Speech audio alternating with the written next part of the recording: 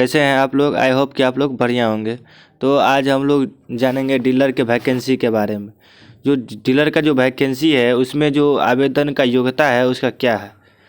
सबसे पहले तो उसका न्यूनतम आयु 18 वर्ष होना चाहिए। उसका कितना होना चाहिए? न्यूनतम वर्ष 18 वर्ष होना चाहिए। और न्यूनतम वह जो कम से कम वो मैट्रिक पास होना चाहिए। वह भी ऑनलाइन कर सकते हैं ये डीलर वैकेंसी में। उसके बाद एक तो हो गया, ये भी हो गया। कंप्यूटर ज्ञान रखने वाले को आवेदक को प्राथमिकता दी जाएगी। लेकिन अब 10वां पास है और कंप्यूटर का भी आपको सर्टिफिकेट है तब तो और ज़्यादा आपको प्राथमिकता दी जाएगी। लेकिन अब यदि आपको कंप्यूटर का ज्ञान नहीं है तो आपको दिक्कत है। अब 10वां पास है और कंप्यूटर का सर्टिफिकेट नहीं है तो आपका प्राथमिकता कम दी जाएगी औरों की तुलना में। उसके बाद है जो कंप्यूटर ज्ञान की समानता होने पर अधिक शैक्षणिक योग्यता की प्राथमिकता दी जाएगी। जिसको कंप्यूटर ज्ञान की ज़्यादा योग्यता नॉलेज रहेगा या सर्टिफिकेट रहेगा उसको क्या करेगा, सबसे पहले योग्यता दी जाएगी। उसके बाद यदि उसका सीट भर जाने के बाद तब आप पे आएगा। उसके बाद होता है जो समान शैक्षणिक योग्यता की स्थिति में अधिक प्राप्त वाले वरीयता दी जाएगी। देखिए जैसे आप 10वीं किए हैं, कोई IAC किया है, कोई BA किया हुआ है, तो सबसे पहले BA वाला कर लेगा, उसके बाद 12th वाला कर लेगा, तब आपका 10th वाला कर लेगा।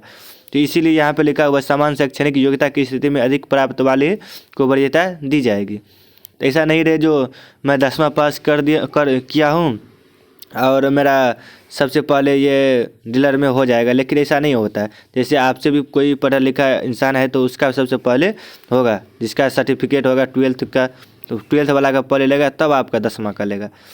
उसके बाद है समान शैक्षणिक योग्यता की समानता होने पर अधिक उम्र वाले की वरीयता दी जाएगी। और जैसे आपका समान शिक्षा है, आप भी 10वां में हैं और वो भी 10वां में है, आपका जो उम्र जिसका उम्र सीमा ज़्यादा होगा उसका वरीयता दी जाएगी। उसके बाद है इसमें डॉक्यूमेंट क्या क्या लगेंगे, रिक्वायर्ड डॉक्यूमेंट। इसमें डॉक्यूमेंट क्या क्या लगते हैं,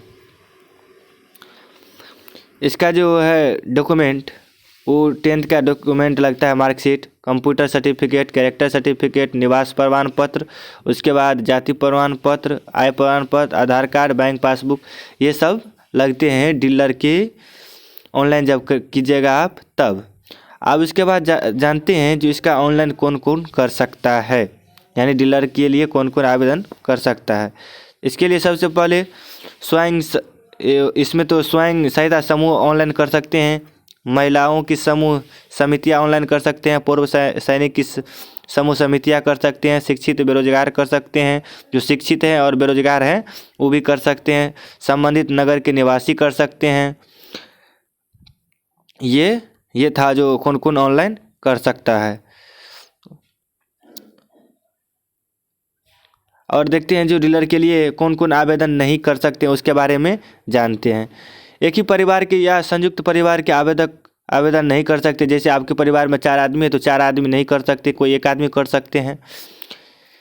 निर्वाचित सदस्य अपने कार्यकाल में कार्यरत आवेदन नहीं कर सकता है। जैसे मुखिया, पंच, वार्ड सदस्य, ये सब जैसे मुखिया है, पंच है, वार्ड सदस्य सब है, ये सब क्या करेगा, डीलर का ऑनलाइन नहीं कर सकता है।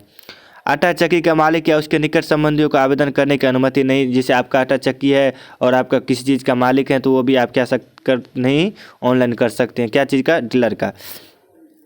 वयस्क या पागल या दिवालिया उचित मूल्य की दुकान नहीं दी जाएगी। सरकारी पदों पर कार्यरत व्यक्ति को उचित मूल्य की दुकान यानी डीलरशिप नहीं मिल सकता है। जो आप सरकारी पद पे हैं, चाहते हैं हम भी डीलर बन जाए, तो वैसा नहीं हो सकता है। आवश्यक वस्तु अधिनियम 1955 के अनुसार या किसी आपराधिक मामलों में संयुक्त सदस्य को उचित मूल्य की दुकान की सदस्यता नहीं दी जाएगी। तो ये था आपका ये बिहार डीलर के बारे में जो कौन कौन ऑनलाइन कर सकता है, कौन कौन ऑनलाइन नहीं कर सकता है। आई होप कि आपको वीडियो अच्छा लगा होगा। प्लीज़ चैनल को सब्सक्राइब कर लेंगे और अपने दोस्तों के बीच शेयर करेंगे ताकि इसी तरह आपका वीडियो नया बनाते रहें। Thank you.